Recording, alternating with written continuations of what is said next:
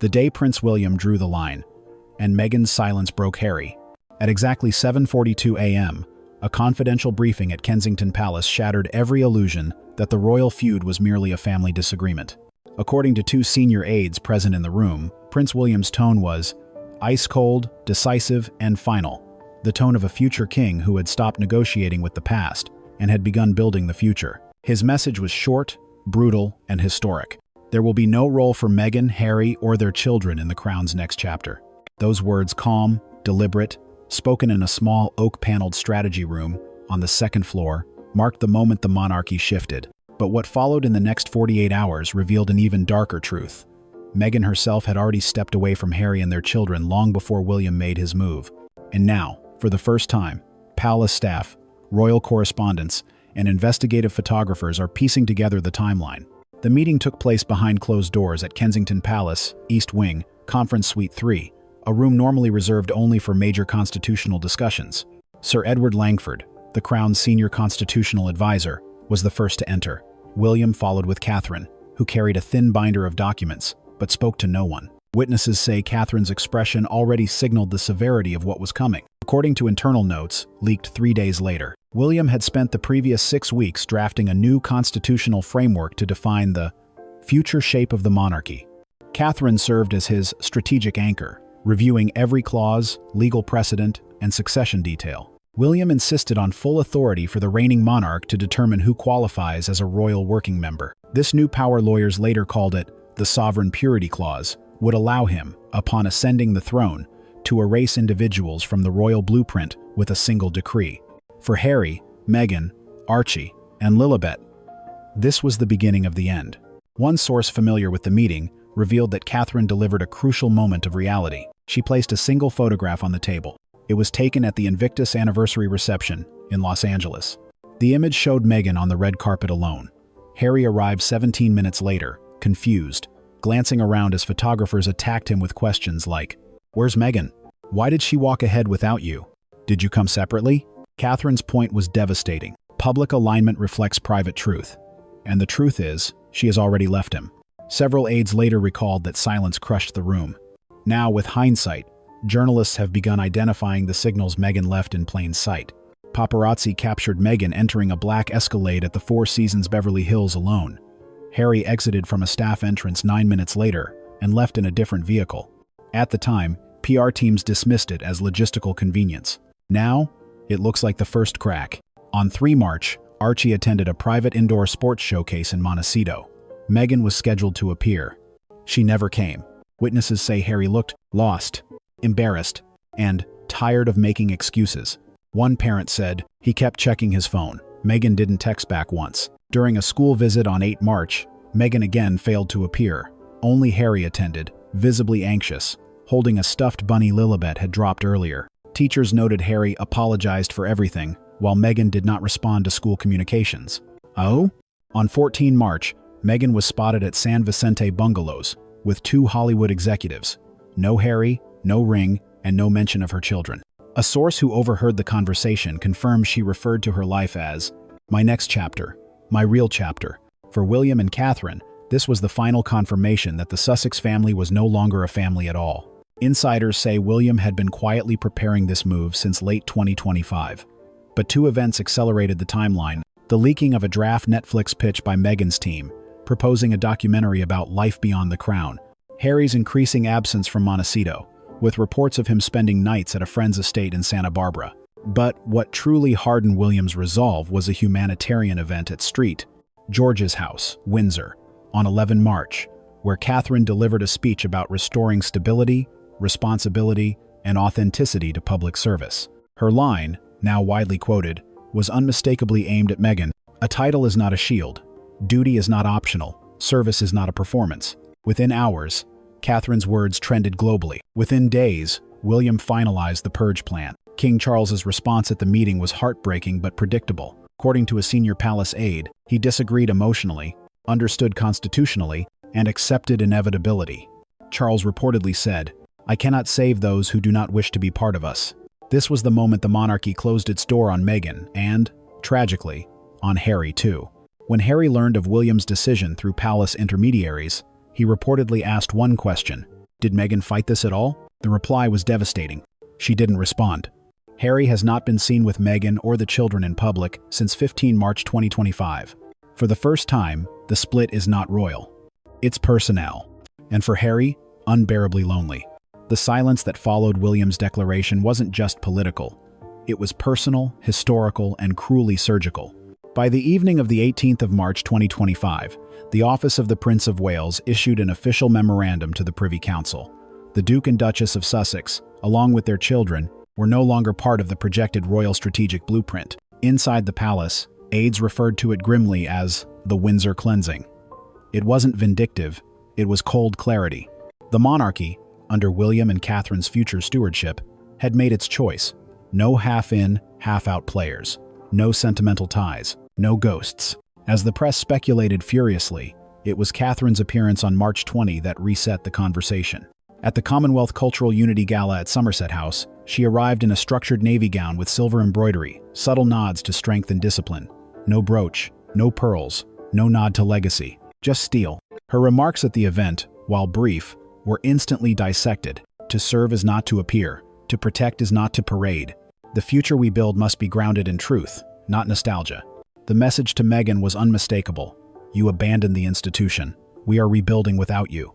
William, for his part, allowed himself a more direct moment the next day at Sandhurst Military Academy, where he told cadets, "Loyalty, once betrayed, is rarely mended.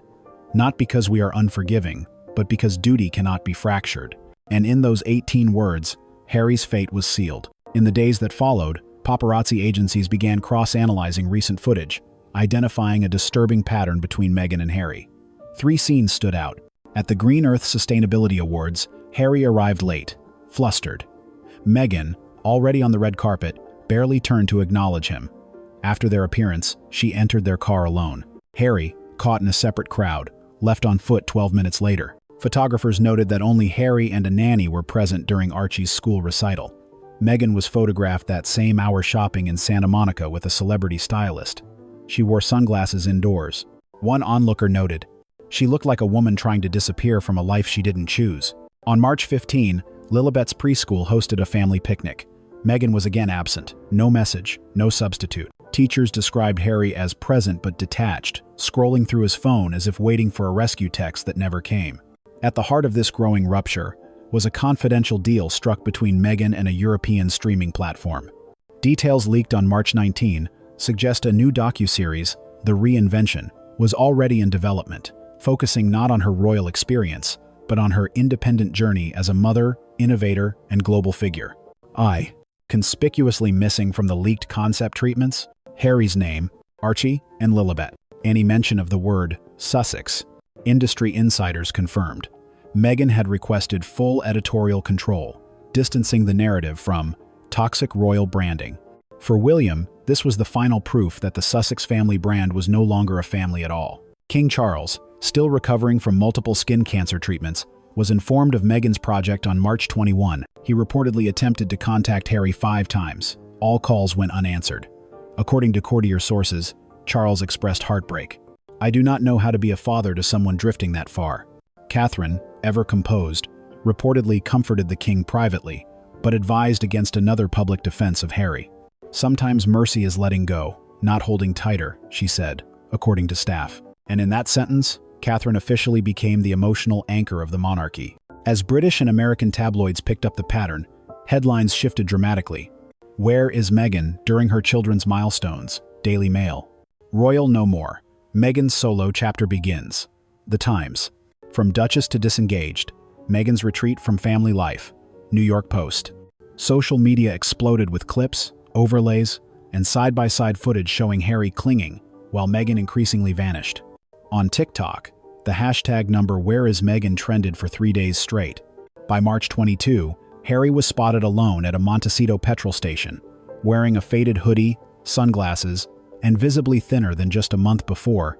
He ignored questions from photographers. One reporter called out, "Do you feel erased from both sides now?" He said nothing. But the image, a prince at a pump, alone, lost, spoke louder than any denial. By the end of March 2025, there was no denying it.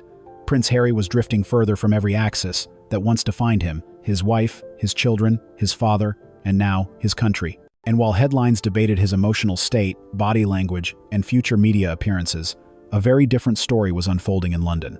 One of precision, planning, and quiet power. On March 25, 3 days after Harry's haunting image at a Montecito petrol station went viral, Buckingham Palace issued a rare Friday bulletin, titled, "Clarifications on Succession and Future Roles."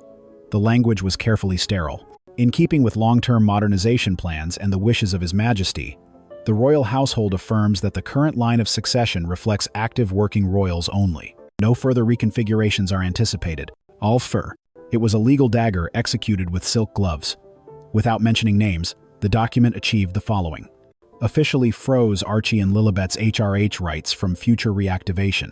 Confirmed Meghan and Harry were no longer entitled to attend Privy Council briefings, even ceremonially. Affirmed Princess Charlotte and Prince Louis would receive expanded preparatory training for public life.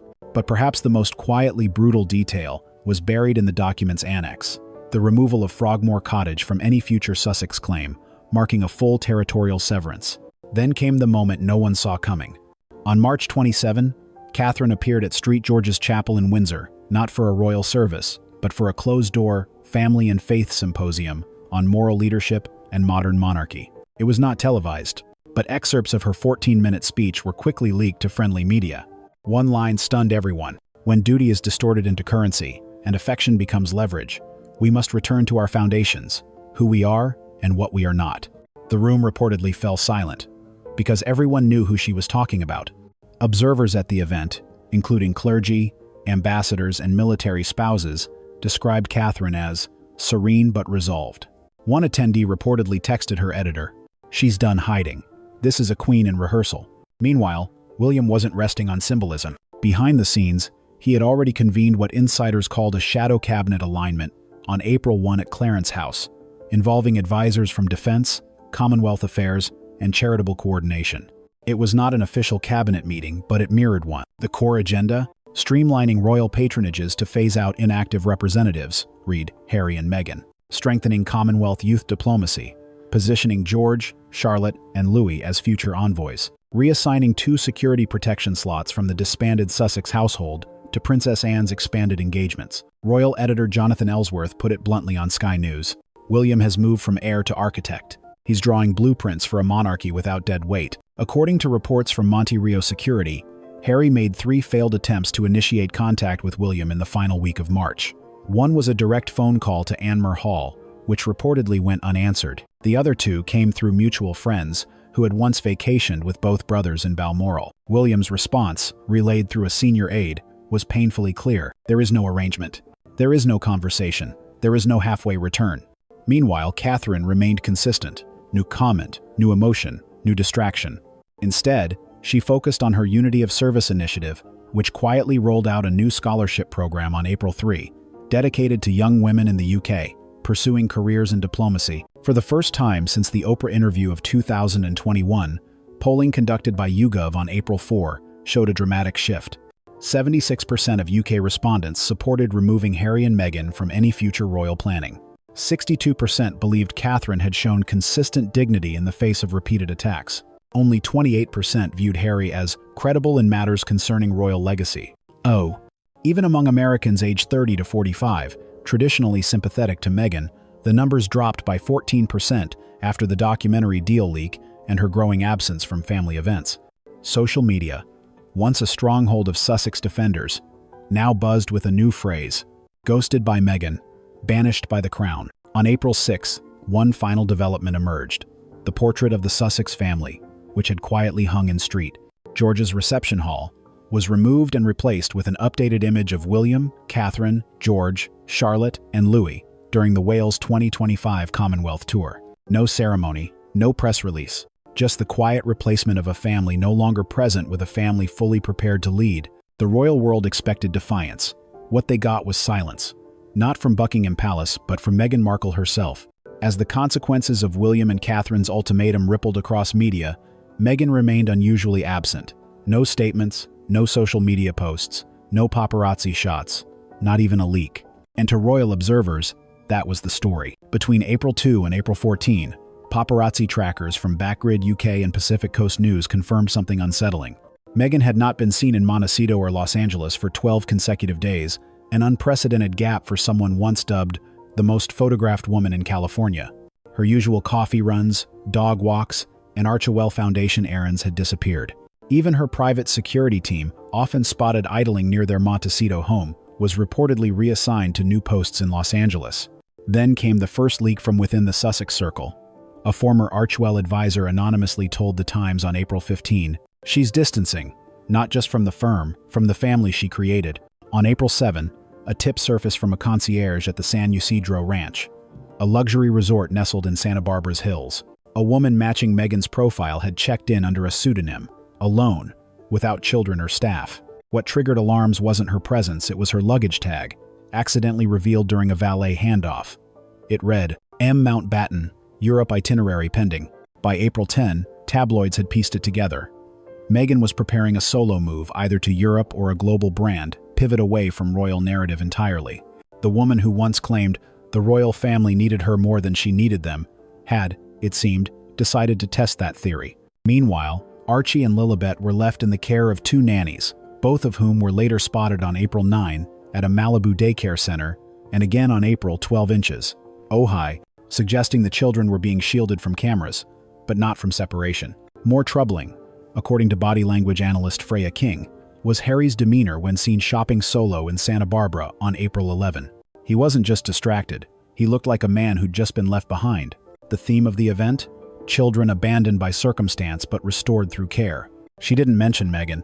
She didn't need to. Wearing a pearl-encrusted brooch, once owned by Princess Diana, Catherine spent time with former foster youth, now serving in government roles. Cameras caught her kneeling, hand on a young woman's shoulder, saying, "The people who walk away, they don't define your worth." The quote wasn't part of the official transcript, but it was amplified across TikTok and Instagram by fans who believed it was a direct message to Meghan and Harry's children and to Meghan herself. King Charles, still recovering from minor surgery, remained publicly neutral. But sources close to Windsor reported he refused to intervene when William requested Meghan and Harry's coat of arms be removed from the diplomatic service order.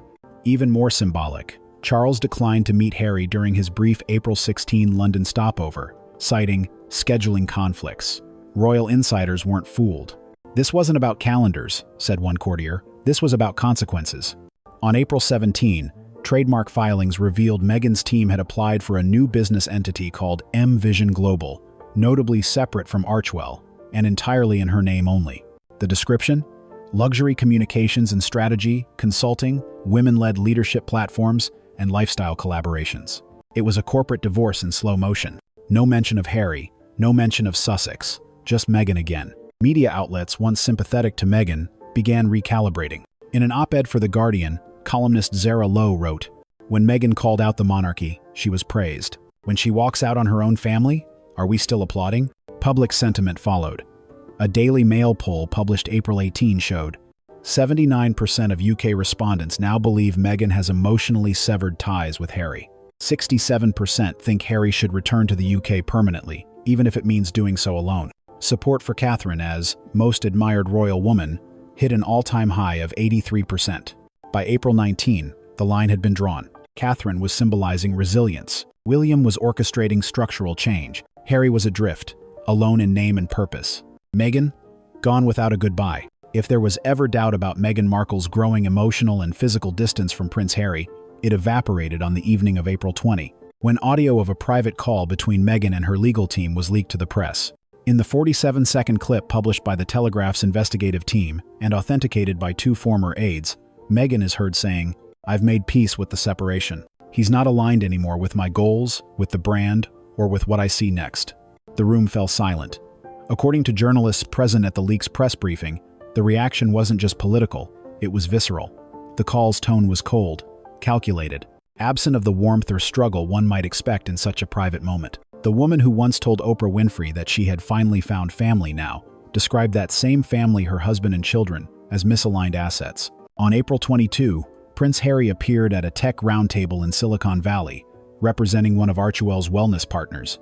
But instead of discussing digital mental health, Harry wandered off message. At one point, he paused mid-sentence and looked into the crowd, visibly blinking back emotion. "Sometimes," he said, voice catching, You wake up and realize you're the only one fighting for something that doesn't exist anymore. What followed was an uncomfortable silence, then awkward applause. Royal watchers immediately flagged the moment.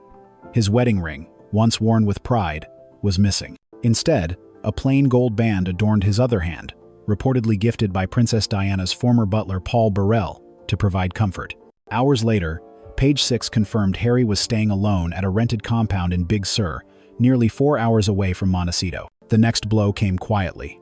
On April 23, a public records researcher unearthed a document filed in California's Superior Court for legal classification and separation of brand identity and finances between Meghan Markle and Henry Charles Albert David. Though not a divorce filing, experts described it as a clear pre-uncoupling legal boundary, a move designed to protect Meghan's solo ventures as she distances from Harry's financial liabilities and reputational damage. One senior royal advisor bluntly told The Times, "It's a business move, but it's also personal. You don't draft those documents unless you're already emotionally out the door." While Harry unraveled and Meghan severed ties, Catherine quietly began filling the vacuum not through force, but through flawless optics and dignified resolve. Between April 18 and April 24, Catherine made 5 back-to-back public appearances. April 18, Youth Mental Health Gala, where she quoted Princess Diana. April 20, Early Childhood Roundtable, where she referenced the legacy of emotional security. The message? Stability resides in London, not Montecito. At the April 24 UNICEF event, a child asked Catherine, "Do you know Harry and Meghan?" Catherine smiled gently and said, "We all have people we love from afar, and we wish them peace even if they're walking another path now." The quote made global headlines. Within hours, thousands of comments poured in on royal fan pages. Class act. She said everything without saying a word. This is why she will be queen. And Meghan will be... what exactly? Grace. Meghan should watch and learn. Behind the scenes, William was making structural moves. On April 25, Kensington Palace quietly submitted revised royal succession materials for 2026 public display. The new materials, confirmed by parliamentary staff, omit the Sussex family line entirely from future ceremonial roles, jubilee planning, and diplomatic assignments. The most telling line from the memo: all representation must reflect current engagement, operational viability, and alignment with institutional values. In short, no role for those who walked away. Though not public, sources close to King Charles say he reviewed the new succession proposal and left a handwritten note with one sentence: "Let the design stand. The winds have changed." The world did not know it yet, but the 3rd of May 2026 would mark the quiet end of the Harry and Meghan era. Not with a scandalous headline, not with an explosive interview, but with something far more devastating: an empty chair. In early May, the British Red Cross hosted its annual Global Crisis Summit at the Royal Institute in London, an event Harry had attended every year since 2017. His name was printed on the official guest list. His biography was displayed on banners. A seat with his title card awaited him beside longtime colleagues. But when the cameras panned across the room, one thing stood out: he never arrived. Not because he forgot, not because of scheduling conflict, but because he was reportedly waiting for Meghan to join him and she didn't. According to journalists covering the summit, Harry was seen sitting alone in a blacked-out car 2 blocks away, checking his phone repeatedly before quietly driving off. It was the caption on photo 3 that hit hardest. Meghan is transitioning to her independent phase. Within minutes, the internet delivered its verdict. She had left Harry emotionally, professionally, and perhaps even legally. On May 6, paparazzi spotted Harry hiking alone in the Montecito Hills, shoulders hunched, wiping his face repeatedly. A witness told Vanity Fair, "He looked like a man who'd lost everything except the clothes on his back." Another source, a former Archewell staffer, revealed, "Harry kept saying, 'I don't know what my family is anymore.' He meant Meghan and the kids, not the Windsors." The staffer added that Archie had been spending extended weekends with Doria Ragland, while Lilibet was reportedly in private therapy sessions recommended by Meghan's team sessions. Harry was not invited to attend. One insider summarized the situation in one sentence: "He's being phased out of his own life." While Harry's world fractured, Catherine stepped fully into hers. On May 8, she delivered a landmark speech at the Royal Society of Public Service, outlining the future of the monarchy. Calm, radiant, unshaken, she declared, "A modern crown is not built on titles, but on contribution. A family is not defined by proximity, but by responsibility." Analysts instantly recognized the hidden message: royalty is earned, not inherited. a clear reference to the absentee Sussexes. The speech was replayed on every major UK news network. CNN called it the most defining royal statement since Queen Elizabeth's 1957 broadcast. At that moment, Catherine wasn't simply the Princess of Wales. She was the future architect of the monarchy. The final blow came 1 week later, on the 15th of May, 2026, during a special session of the Privy Council at Buckingham Palace.